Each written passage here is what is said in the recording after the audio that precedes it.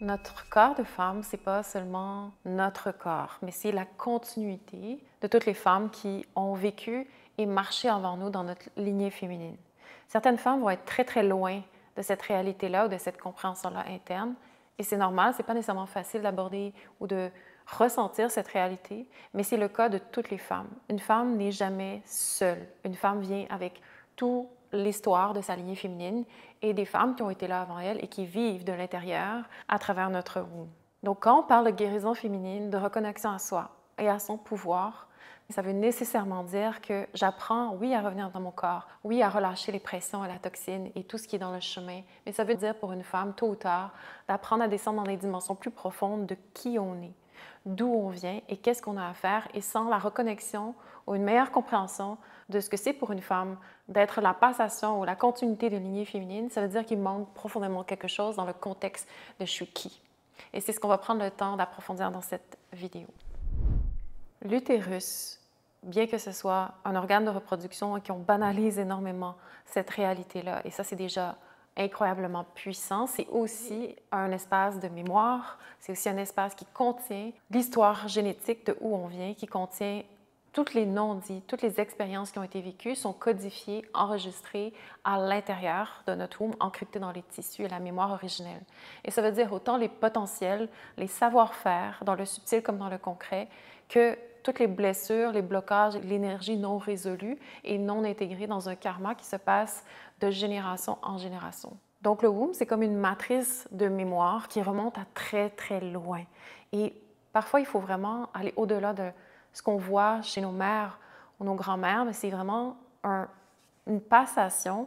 génétique qui remonte à très loin. Et parfois, on va avoir des expériences dans nos vies qui vont être très fortes en lien avec peur de l'abandon, du rejet ou une façon très, très précise de vivre sa sexualité, autant dans ce qu'on veut émanciper que dans ce qui est complètement bloqué. Dans la façon de voir et de ressentir notre valeur ou le manque de valeur, dans la façon de vivre notre féminité, souvent on va avoir des expériences très fortes ou comme une espèce de carcan ou un cadre dans lequel on va avoir nos expériences, mais jamais on se demande de où ça vient, pourquoi je suis forgée de cette façon-là, pourquoi je réponds de telle façon, pourquoi j'ai ces aptitudes-là, pourquoi j'ai une facilité. Ce n'est pas le monde extérieur qui va nous éduquer certaines choses, qui nous fait de cette façon-là. Ou ce n'est pas nécessairement juste en regardant notre mère ou nos parents. Ça vient de beaucoup plus loin et c'est de l'intérieur. C'est une matrice de mémoire, autant dans nos expériences de survie que dans la façon dont on a réussi à développer ou avancer dans un savoir-faire profond du féminin, des dimensions profondes du féminin. Par exemple, on peut avoir, je vais reprendre l'exemple que je mentionnais, avoir une peur viscérale d'être abandonné.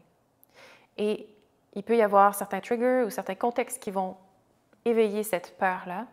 mais ça va être démesuré. C'est-à-dire on est comme pris dans quelque chose et l'expérience va s'amplifier et ça va être une peur viscérale qui va dicter toute notre vie. Et souvent, cette expérience-là va venir de racines beaucoup plus profondes, c'est-à-dire une accumulation de blessures et d'expériences qui se sont toujours révélées à être renforcées parce que c'est toujours vers ça que la peur s'est cristallisée, donc c'est toujours vers ces dynamiques-là que nos relations à l'homme, par exemple, ou nos circonstances nous ont amenés à vivre, ce qui fait qu'il y a comme une cristallisation des patterns qui se font de génération en génération jusqu'à temps qu'on amène une conscience, jusqu'à temps qu'on voit qu'il y a quelque chose qui est démesuré ou amplifié, même si c'est réel. Ce qui fait que le voyage de guérison, c'est de comprendre qu'on a des patterns qui nous amènent à être qui on est, mais qui nous amènent aussi à transmuter ou à voir nos expériences comme des codes ou des patterns qui sont faits pour être libérés, guéris. Chaque non-digestion dans notre lignée, c'est une dette énergétique, quelque chose qui n'a pas été ressenti, reconnu, intégré, va passer de génération en génération. Ces dettes énergétiques-là vont toujours chercher, c'est vivant, c'est très réel et c'est vraiment dans notre corps et c'est ce qui va en fait probablement le plus guider toutes nos expériences, nos actions et nos choix de façon inconsciente. Sauf que ces dettes-là vont chercher à être réglées par une descente plus consciente en nous-mêmes. C'est-à-dire que chaque fois qu'on n'a pas la capacité dans cette vie ou qu'on voit de génération en génération qu'il y a une personne qui a une capacité d'être beaucoup plus en relation avec son corps, des énergies subtiles, une compréhension plus approfondie parce qu'on ne peut plus faire semblant que les choses fonctionnent normalement, qu'on ne peut plus mettre de masque par-dessus les narratifs qu'on se raconte ou faire semblant que la vie, c'est pas à l'intérieur de nous des appels, des cris, des blocages, des douleurs, des inconforts, et qu'il y a quelque chose de plus important à comprendre ou à régler ou à toucher ou à démystifier et qu'on ne peut plus faire semblant que la vie telle qu'elle est fonctionne, souvent, c'est des personnes qui ont la responsabilité ou la disposition pour aller plus loin dans ces dettes énergétiques-là ou karmiques qu'on porte. Qu'est-ce que c'est ces dettes énergétiques-là? Ça va se manifester de plusieurs façons. Premièrement, au niveau physique, à travers les symptômes qu'on va vivre, qu'on va souvent même voir de génération en génération. Des symptômes cycliques comme l'endométriose, l'infertilité, des douleurs très précises, récurrentes qu'on va vraiment voir de mère en fille ou en sœur dans le système féminin familial. On va le voir à travers les mêmes schémas répétitifs de relations toxiques, de culpabilité, de sacrifice, la même façon d'aller vivre en dessous notre énergie sexuelle ou nos dark side ou les parties de nous qu'on cache en arrière, peut-être même qu'on ne sait même pas de nos parents ou de notre lignée féminine parce que tout est tellement caché, tout est tellement un mensonge en général dans les familles, dans les noyaux familiales qu'on vit, qu'on n'a vraiment pas accès à qui on est réellement en dessous. Ce qui fait que toutes ces parties-là qui sont cachées ou qui sont réprimées, ils sont aussi là dans nos vies. Donc, ces mêmes schémas répétitifs-là, on peut en avoir accès à certains, mais beaucoup de qui on est va être caché et c'est aussi caché dans ceux qu'on voit devant nous, nos mères, nos grands-mères, etc. Et dans les mêmes schémas, on va se reconnaître, il y a une énergie, il y a une passation d'une transmission énergétique qui essaie de venir à notre conscience, qui essaie d'être réglée, qui essaie d'être transmutée vers quelque chose d'autre, une autre façon de vivre, vers une forme de pouvoir qui cherche à s'aligner avec notre nature profonde. Ou cet héritage-là, on va souvent le vivre sinon dans des charges énergétiques. Donc, on va se sentir lourd, comme une fatigue chronique, des lourdeurs dans le bassin. Donc, c'est comme ça draine. Il y a cette dette-là énergétique, elle a un pouvoir de tirer, de drainer à l'intérieur de nous. Donc, essentiellement, ce que j'essaie de dire, c'est que notre corps va vivre toutes sortes de choses et c'est intelligent. Et ce qu'on veut apprendre à comprendre, c'est que ce n'est pas notre corps qui est brisé, mais que notre corps qui essaie de transmuter et de faire évoluer quelque chose dont on est responsable, dont on est les gardiennes, et que le corps essaie de toutes ses forces de nous aider à prendre responsabilité.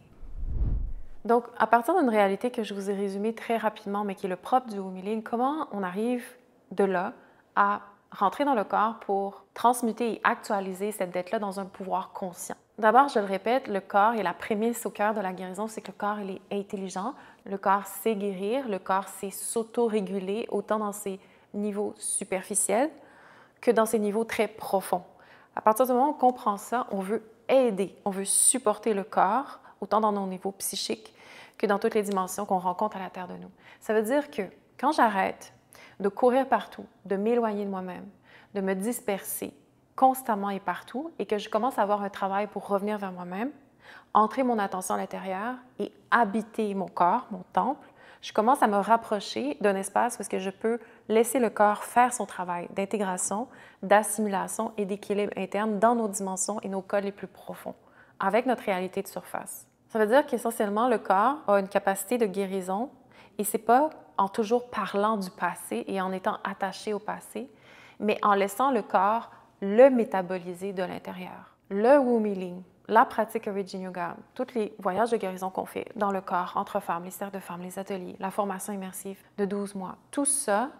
c'est fait pour une seule chose, ramener de la conscience là où la mémoire est figée directement dans l'inconscient de notre corps, de laisser les émotions et les énergies entrapées se mettre à circuler pour libérer la mémoire et de là laisser l'énergie vitale se remettre à circuler dans un système nerveux, d'actualiser tranquillement ce potentiel-là et de redonner à la lignée ce qui lui appartient en actualisant ce potentiel-là à partir d'une présence de qui on est dans notre nature profonde. C'est pour ça que c'est aussi important dans le voyage de guérison d'aller dans des dimensions plus profondes et de laisser s'ouvrir à savoir d'où on vient et de laisser vraiment ce voyage-là de comprendre qu'est-ce qui pousse à l'intérieur de nous, pourquoi et dans quel but. Et ça commence directement dans le corps. Tu es la bienvenue à découvrir la pratique Origin Yoga qui aide à reconnecter à soi, à son essence profonde et à comprendre pourquoi les blocages qui nous habitent sont là, pourquoi les patterns qu'on vit sont là et de voir les dimensions beaucoup plus profondes et psychiques de notre lignée féminine et d'apprendre à actualiser ça.